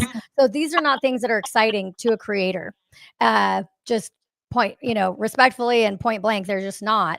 Especially they're not exciting to somebody that's about to get kicked off TikTok. So one of the things that Instagram did that I think was smart is that today they announced, hey, we're going to have 3-minute reels, which if anybody knows TikTok, they allow you to go for 3 minutes. And then YouTube also copied that. So that is I think in an effort to be like, hey guys, we realize you want something closer to TikTok. So we're going to allow you to do the 3 minutes. X didn't do any of that. The X didn't say, hey, we know what you guys, X in fact has let pretty much creators just steal, we all do. I post stuff that I find on Twitter, on TikTok, on X. But essentially you want, if you are hungry for those creators to come your way, don't you think that you would offer them like, hey guys, if you come to X, if TikTok shuts down, come to X and we're going to give you more visibility. We're going to make sure that if anybody takes your content, that we're going to push that down and allow your content. Like nothing that would help the creators, at least have I seen. And I like X and I'm on there, but I definitely think that there's just a disconnect, and it's mainly that that TikTok is user first, and creator first. I think that's the thing. Actually, it's creator first. Yeah, I think also I don't want to take away from the fact that one thing good about X or not or different about X is X has its own really unique audience, right? So, for example, my son's a pretty well-known social, what do you call him? Not a social creator, a music creator. He's got a massive following on YouTube and Spotify. He's got a tiny following on X, 1/10 of following, but his X followers give him more in terms of rewards and gifts than anyone else combined. Really? So I think it's interesting. Like, I think he's got 30,000 followers on X, and he's got like maybe 300,000 on somewhere else. But when you're talking about a real alternative, it's not an alternative to. No, yeah, no. Oh, okay. So what I'm saying is, why didn't they take the opportunity to say, hey, we know that TikTok might be shut down, but here's what we're doing to want to welcome you over to X. I mean, the reality is that on X, the only way to really like get major boost quickly with verified followers, which I believe that their creator program essentially just rewards you if you have verified paid premium users that interact with you and read your stuff. The only way to do that is basically if Elon retweets you, which is why there's so many sort of like these Elon reply guys and stuff like that, because Elon has a lot of premium members. And so when Elon is retweeting you and interacting with you, that's basically a nod to like, here, that's like him giving them free money. It really is, because they're getting this visibility. Now, if you're a beauty creator, I do my makeup. Do you think Elon's going to repost my stuff? Absolutely not. Why would he be posting? And not to mention the people that follow Elon, they're not going to want to watch me put on my makeup, right? And that's a big hole or gap in the marketplace to want to get people to go to X. Plus, if you post about beauty and stuff, if Elon is not retweeting you, which I've never seen him post a beauty thing, then you're going to get 3 views. Or I've seen accounts on X that seemingly do pretty well, that they're like curated accounts. So it'll be like feel good recipes, or not feel good, but what are they called? Like home cooked recipes or something. And they'll literally just curate stuff from other platforms. And then they do grow, they do get views, but that's not their original content. So what would make a original content creator from TikTok want to come to X? I think it's a threat. Well, if X has a certain reputation, I think we've seen this with all kinds of things in the past. Like if you're a luxury car driver, why would you buy a Toyota? No, you buy the luxury extension, which is Lexus. I think right now, because X is so well entrenched in what they do, this is just my guess right now, is I think the only way you would be able to get a mass user base that has a massive vacuum right now is not to convince them to come to X.com, but maybe have X.com create like an X Talk or something, a totally rebranded. Well, they own Vine. Sorry? They own Vine. That was like there was talks to like restart up Vine. I think that I think Elon is probably stretched thin. I mean, well, that's the other thing, the resources. No, but see, that goes back to the very first thing I said though, and that is, for you to figure it out, you have to reinvest in an entire platform that enables a customer focus as opposed to an ad-centric focus.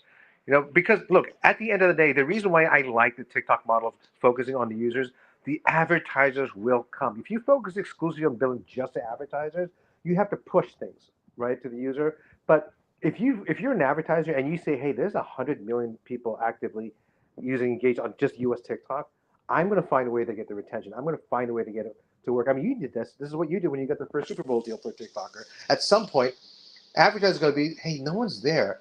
I'm sure I could be the first guy to do something creatively and do that. So that's one of the reasons I think it works is you create very, very, very user-focused, user-friendly tools, interactions, gamifications for, when I say user, I don't mean just a content creator. And that's my key point, by the way. They focus on their users, not just their content creators. The users include the anonymous viewers. And that's why I said gifting was such a big deal. Because now if I don't ever want anyone to know who I really am, I don't have to put my real face, but my reputation will be there, my avatar. They gamified it. And this is, again, they focus on the user, not just the creator. And this is Right. the biggest fundamental flaws that everybody sort of missed. I wonder what Kevin O'Leary's doing right now. I think he's wheeling and dealing right now. I don't know, but if he's listening, I'd like him to let us I do know. short form videos. I know. Invest in us. I mean, I bet you if we did like, I always think about whether I would even want to go on, it would be really cool to go on Shark Tank and like you get a lot of views on you, but they do make you, I think, sign away a lot of things. But I think if we got the opportunity to pitch him on Creator Genius, that he would be interested because it is a huge like hole in the marketplace. Is that right now the people that care about TikTok are the people that really understand how to use it for their business. But there's probably millions of small and medium-sized businesses that don't know how to use TikTok. They don't know how to do short form video in the United States. That they don't even know how to get involved in the conversation because they're like, I don't have the bandwidth to be doing it. You know what's really scary for me though is everyone's talking about the TikTok ban, but I don't think people understand the repercussions, the trickle down effects. For example, the meme coin market that relies on TikToks, guys. This is new TikTok, this is new crypto coin. Hundreds of these things would pop up a day. Those have now disappeared overnight because there's nowhere else to go to. Where else are you going to go that has a gullible audience or a crypto interested audience that'll buy your crypto coin tonight? There's all these little things. I mean, we all know about the e-commerce stores and all the brands. There's a really sad post by this candy company that started on TikTok, grew with TikTok. They built a house on TikTok because of selling. I think it was some kind of what do they call it? Air dried candy that would puff up. They made a fortune. They bought a house. They just had their first baby. And now because of TikTok, with the ban, they have no more source of income. There's this massive trickle down coming down from that. And I haven't even seen the repercussions because nobody can replace it. Here's the other thing that I think people don't know about Amazon is that it's their like TikTok shop equivalent is very different.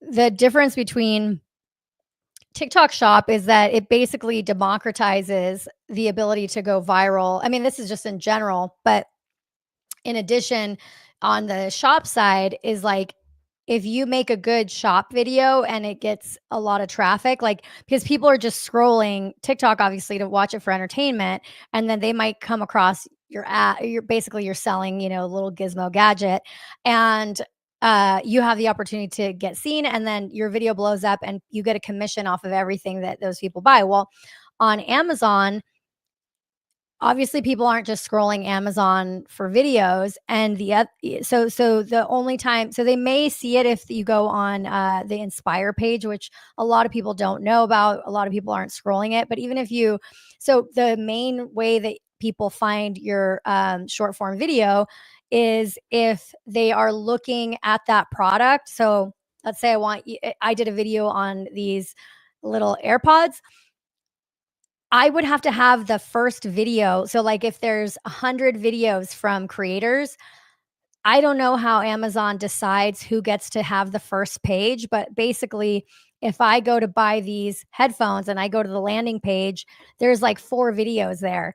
And that real estate is really hard to get. And unless you have that real estate. So in the beginning of that Amazon program, it was basically like a lot easier to get that top spot. But now people are making pennies on Amazon as creators, and so that's a bummer too, because that's going to get oversaturated. It already is oversaturated. It doesn't even really make sense to do it unless you have that placement. And Amazon doesn't share their algorithm to tell you, oh, this is how you land. I mean, that's the other thing, is no platform has to share like, hey, this is exactly how you go viral, right? And they don't have to say, hey, we're friends with, they don't have to tell you like, hey, we're friends with Mr. Beast and we like his content because it's very ad friendly. So we're going to put him on the top spot, the top recommended. They don't have to tell you if they do that or not. Well, I think Amazon also controls what is said, and they determine, as opposed to TikTok, which is about how it's said. Yes, what it's said, but how it's said. But there's also two very different fundamental behavioral actions. Amazon is in order to find the video that you posted for Amazon Shop, it is a little bit more lean forward. I'm leaning forward. I'm a little bit more interactive, looking for a product, as opposed to TikToks, which is, it's lean back. I'm scrolling and I happen to see, again, because it's interest-based algorithm, if it happens to be by somebody that I'm following, I'll look at that. Oh, maybe I'll buy it. Or the way they designed the video, which is why no 1, 2, 3, or 4 videos were ever the same for a product. It was, let me tell you what's happening in the government, and this is why you should buy this gum. I mean, it was some of the most creative stuff ever. But they really knew how to make frictionless commerce, because they embedded shopping videos into the interest-based algorithm, which enables you to just sort of scroll when you didn't realize you were finding a video. That's why they were so adamant saying, creators, make the video to exactly the way you would your regular content. You have full freedom as long as you don't do this and do this and make it negative. You have full freedom to do what you want. And that's why you wouldn't know you were watching a e-commerce video sometimes, right? And that's another fundamental behavior. Lean back audience is it's exponentially larger than any lean forward audience. And that's, it's funny that Mr. O'Leary talked about broadcast. This is the closest thing we could have to TV. I could just lean back. I'm embarrassed to tell you the number of times I've fallen asleep with TikTok in my hand, and the only reason I wake up is I fall against my nose. Look at TV. Yeah, I mean, what were you seeing on Discord? Because I don't use Discord a ton. Like, and explain to people, because some people don't have Discord and they don't even really know what it is. So Discord is really just, it's kind of like a chat room, a written chat room where people kind of get together and talk and post things and discuss. So I don't really use it as much because it's too boring for me. The only reason I've been really active on it is because it's very specific to a certain group. So for example, one of my friends, Sammy, she's a big TikTok influencer, and there's a big group of people that you support. And as soon as we got up, we didn't know where to go. And all they said was go to Discord. My Instagram's there, my socialgram's there, my favorite account's there. And that's where we sort of go for very specific users. But I don't interact, I'm not 20. I don't interact that much with specific users all the time. I have maybe 5 or 6 people, including yourself, in social media I directly speak to. But Discord is really kind of like, I don't know if anyone's old enough to remember what MySpace is, but it's sort of like a combination of MySpace and Facebook-ish. So it's somewhere I would go to find my community, but I'd have where to go. That's pretty much all it is. Yeah. Hey, somebody posted, okay, I'm going to look at the chat, guys. Okay, I know there are some super chats, guys. Let's look really fast. Jamie, he says, my wife is sleeping, so I feel like I admit I got a major crush on you. I'm just going to pretend you didn't say that, but thank you for the super chat. And I'm going to pretend I didn't hear that, right? But somebody said, just a thought, Blake Lively is probably the only one glad about the TikTok ban, as she was starting to get dragged again. Yeah, I mean, I guess there goes a lot of evidence too, right? Like if you're in a lawsuit and there's any social media tracking, I mean, good luck getting that from a subpoena, right? But something still tells me that this isn't going to last long. And no, I'm not a Fed, sweet potato. I don't even know what that would entail. Actually, that's a really good point. As you know, I'm friends with the Baldonis. So for me, I just realized she should be really happy. Yeah. Yeah. And see, like even Instagram. Oh, wait, is it still live? Yeah, it is. Okay. So yeah, I have 4 people on Instagram that it says are watching. So yeah, Instagram doesn't know the algorithm either. Like do you know anybody that goes live on Instagram very often? So everybody I know that goes live on Instagram does it for about 5 minutes. They get off and they go straight back. They would rather go on favorited than they would Yes. go on Instagram. It's because it wasn't. But there's a very specific reason. Instagram, even though they allow some really, I'm just going to say it, crappy form of gifting, it doesn't reward viewers to gift, and the gift quality is really, really low. Even favorited, which just started recently, or at least not started recently, but became popular recently, is it allows a lot of gifting. People like to gift, and they like to be seen gifting. And I can't believe that favorited, which is not even an infant in Instagram years, has been able Right. to figure it out. And Instagram has it. All Instagram has to do one thing: change the gifting. And every time somebody gifts, give me a rating. Oh, look, Tony came in and gifted you $10. This is the 10th time. Oh, he's a ranked 10 gifter. All of a sudden, I've got this clout anonymously. It's Hmm. that simple. People forget. Okay, we've all heard validation is the most powerful weapon ever in interactive entertainment. Validation. If they see me, or at least my avatar, I like that clout, even if I didn't. If I'm not a creator, but I get clout simply because I'm a big gifter. This is why this comes down to the fundamental behavior of why people do the things that they do at clubs. Why should I buy the most expensive drink? Did I really know that 900 bottle of Bottle scotch? Yeah, service. is that yeah? Okay, but you see, Sparklers, oh, baby. That's what it is. actually, Okay, that's a great analogy. Say that that is one. perfect. Think about it. If you go to a club in Vegas like XS or Daylight, all this, and if I spend $1,000 minimum on a thing, I would get this, like 3 or 4 dancing girls with this sparklers. But if I spent the $10,000 bottle, especially in what's the one in Omni, yeah, in Omni at Caesars, $10,000 bottle. There's 6 band members, somebody coming out on a Roman thing. But that's the gifting. That pays to the fundamental ego that gifters have that want to be seen, who wouldn't otherwise be seen. And that's the difference between, so on Instagram, I think maybe you can gift on a live. I don't know, because again, like nobody You goes live can. on. It's very unnoticeable, though. Okay. And even on YouTube right now, if somebody were to give me a super chat, it doesn't interrupt what I'm saying. It doesn't like they don't get to choose when it gets shown. I could just decide to not show a super chat if I wanted to.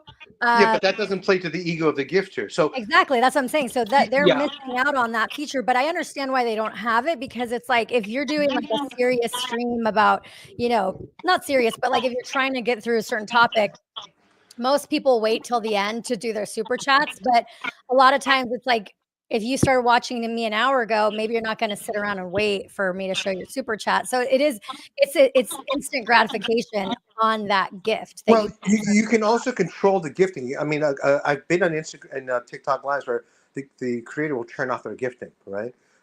Which I thought was kind of it was interesting because she didn't like elitism. But here's the other thing, just so people understand gifting. TikTok used to do that as well when the maximum gift was $20, right? And Oh, really? now this is during COVID, and just so people have a reference, the highest gifts right now are between 450, somewhere around $450. And yes, in a 5-minute session, you could make $10,000 to $50,000 if you're a really popular creator in 5 minutes. 5 minutes. This is what maximum people. I mean, I've got friends who their job is nothing but battling and receiving gifts. Yeah, some people will call it digital panhandling, but forget the stigma behind why you think it is. This is the real job, and don't forget, TikTok takes a 50% ATM fee for every gift you get. So if you made $50,000 in gifts, you're only getting $25,000. TikTok keeps that $25,000.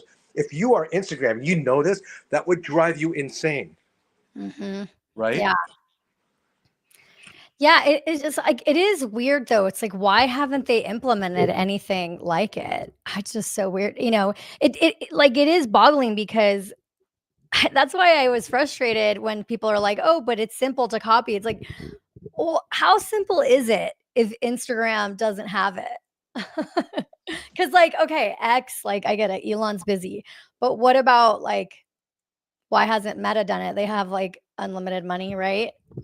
And they have access to the best people. Why hasn't Google done it? They have access to the best programmers and all these things. So there has to be a reason why they haven't been able to copy it. Well, yeah, actually, you see, you just answered your own question now. Okay. Anybody can copy it. What did I say now? Like a half an hour ago. They have to be willing to. They have to design it, implement it into the process. And again, I this is why my LinkedIn article said this. There's a stigma about panhandling and gifting, and people say, "Well, I don't want to do that." And then all of a sudden they realize this is a $100 million opportunity you're throwing away, and I don't think they realize how big it is. So I think anybody can implement a lot of these TikTok type of things, but somebody has to go back and be willing to go to the drawing board. So to go back to a question you asked me a little while ago, why doesn't X.com do this? Well, I think X.com is like that stodgy old hotel bar that everybody knows and goes to, and you couldn't suddenly invite a bunch of young hipsters in there and drink. But what you can do is open the sister bar right across the street, right? Well, And they could say, have opened up Vine. So Corcoran says this yeah. feels pretty cringe. TikTok has a huge problem with bots. I don't think the only reason people do well on TikTok, or I don't think the only reason people do well on TikTok and less so on other platforms is the algorithm. Well, it could also be that, like, I remember when I represented the TikTok stars, I sometimes thought, like, are they artificially boosting these videos? Like, so here's the other kind of question too, right? Is that TikTok kind of operates like a casino where anybody has the opportunity to go viral. It doesn't matter if you are a model or a person with 1 million followers. If you make enough content, there's a very good chance that if you hit it the right way, if you make the right content at the right time, that video is going to go viral. And they know that if they let you go viral every so often, that it's an addicting habit, just like gambling. And I always wondered, are those all real views? Do they artificially? We don't know, right? We don't know what is artificial on any app. So my belief from gaming is I do believe two things. That one, there is an algorithm that's responsible for, I'm not going to throw a number, but let's throw for argument's sake, 60 to 70 or even 80% of why videos go viral. There is no way that a video, there's somebody there inside that says, that's really interesting. When we talk about viral hacking, it's because we're hacking somebody else's virality. But who made that very first one? My first video, which is painting my stomach with my kids, slapping my stomach, I was the first and only one to this day, the only one that's ever done that. I got 3 million views in 3 days. There was no precedent for a guy that people thought was a pregnant woman until I said, no, that's me. I'm making a painting video. So I do believe that there is somebody or a group of somebodies that have a button that press and says, this is kind of interesting. But I do believe that the majority of it can be algorithm based on formulas, just like anything else does. Yeah. So the other thing that I did a little bit of research on what O'Leary said, and then I'm gonna probably crash out soon, but let me just see here. So he said that the Supreme Court basically said that in their ruling that they completely ruled out what he called forking the algorithm. Do you know like what he's talking about? Or I have it here written down. So he says that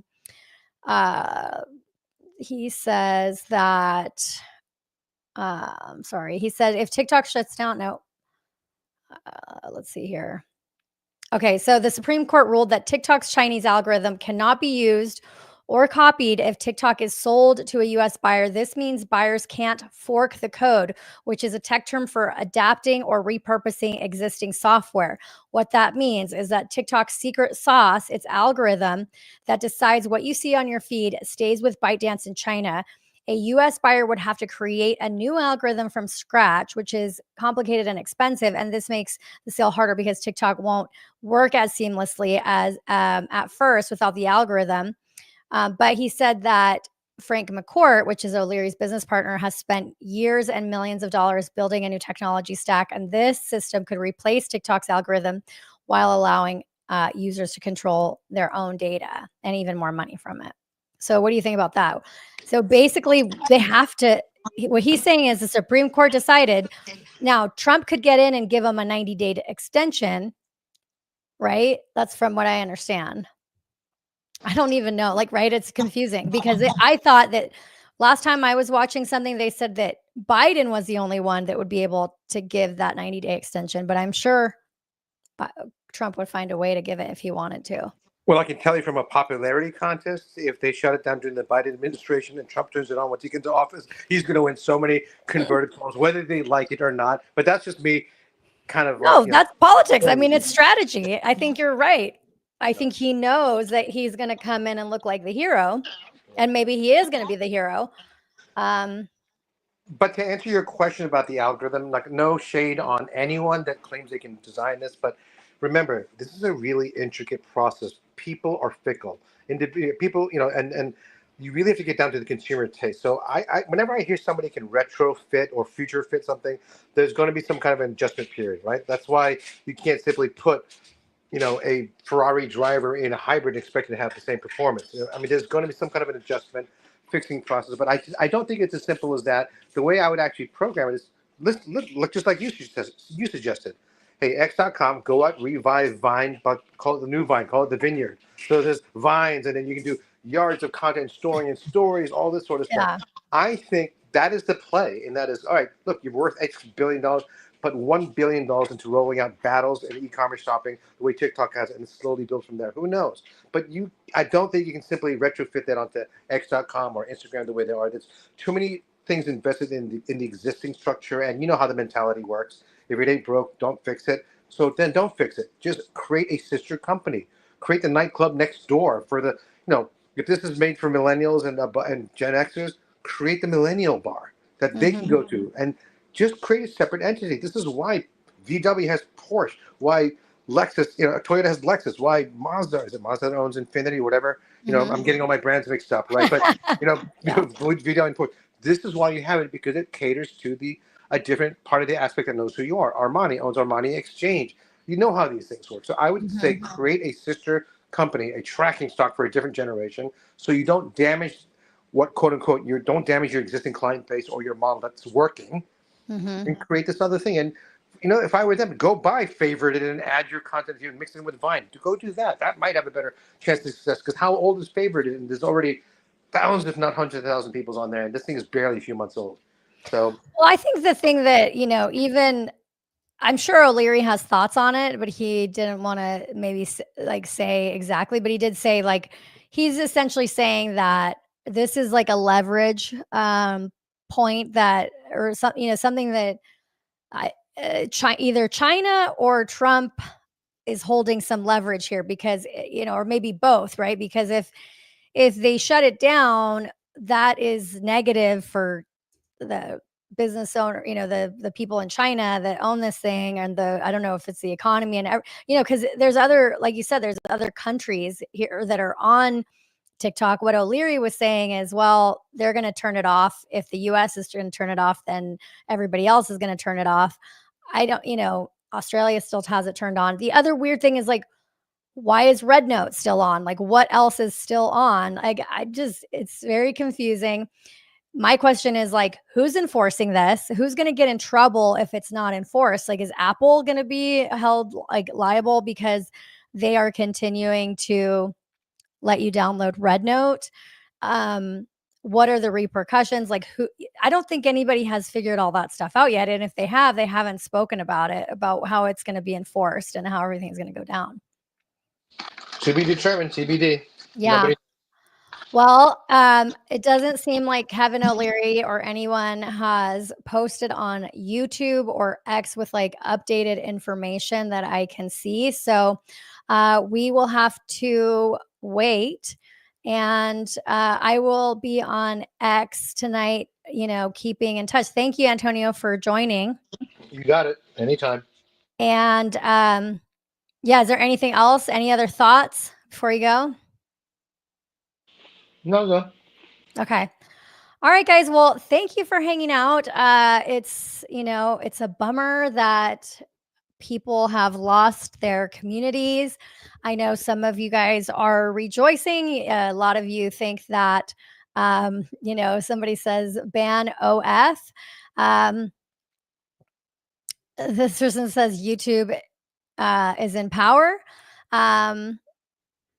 Well, if I was in Congress or governor, I would screen my email inbox. I think that lawmakers are not fully informed on this subject. It is wild to me that all the other platforms aren't jumping on this opportunity. Again, I think Instagram was prepared. that's why I think it has to be hard. It can't just be easy to do, because otherwise these people would be doing it. And I'm telling you, I brought TikTokers that were huge on TikTokers into the Instagram office, and Instagram had cameras on them while they scrolled on Reels before Reels was launched. And they were basically like, hey, how do you like it? How do you like the look and feel? And my clients were like, oh, I don't like this because like on TikTok you do this and it's not letting you. And so then like, you know, I'm assuming there's like people behind the curtain writing all these notes down.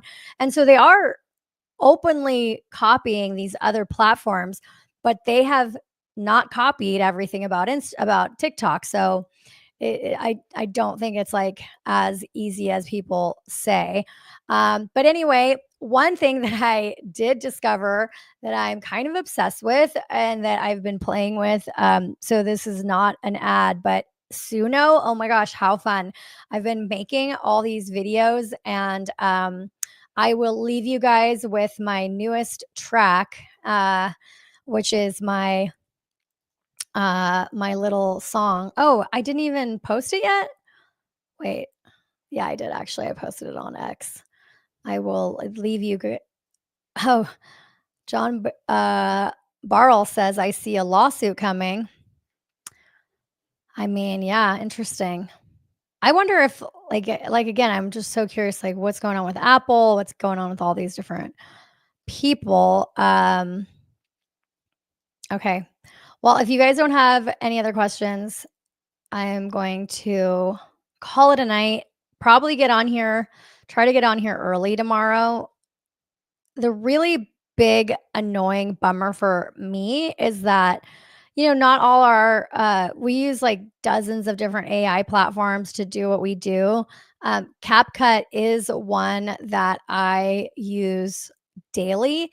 So short form video content, you know, one of the things that CapCut allows you to do is basically have these like templated things for captions and whatnot. And you can do that stuff. I mean, I know how to work Final Cut Pro and other video editing platforms, but there's something about CapCut that makes it very, very easy. And it's really frustrating that they didn't talk much about CapCut being shut down, but I don't know. There's something tells me that it's going to get turned back on because they're trying to like abide by the rules, it seems like, because why aren't these other apps shut down? Maybe they're just trying to play ball in order to make sure that they can come back. So, all right, guys, have a good night. I am going to leave you with my cool AI song, and I'll catch you guys on the next one. Bye-bye now. Oops. Hang on. Why isn't it playing? Like, hang on. Technical difficulties. I'm going to get better at this, I swear. And I got a teleprompter, so that'll be cool.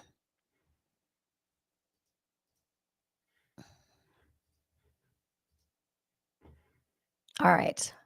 Good night, guys. Watch your step. She's here to play. And though she be but little, she is fierce. Takes the drama, cuts it clear. This is the Little Miss Jacob Show. Bullies beware, she'll take you down in a thread, you know. Play it cool, keep it calm, let the rhythm flow. Climbing high while they're stuck down below. No shortcuts, no cheat, she's here to win. Every comeback's fire, let the games begin. Oh, keep it tight, watch the moves unfold. Every word's a strike, every line is gold. Take your shot. But she's 10 steps ahead. Every headline reads the thread she just said. It's the rhythm of the bold, the beat of the free, the sound of ambition, the way it should be. Step by step, let the groove take control.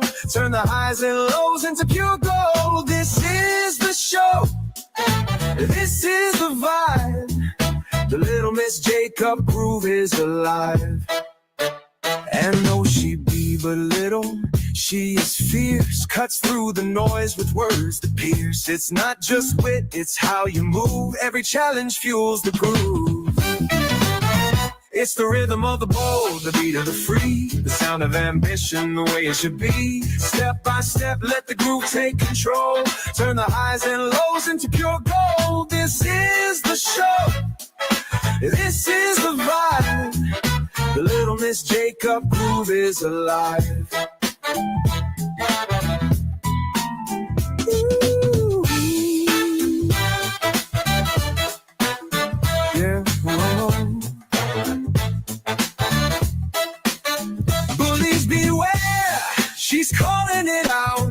No room for doubt, she'll flip the whole route. This is the Little Miss Jacob Show, where the real ones rise and the rest lay low.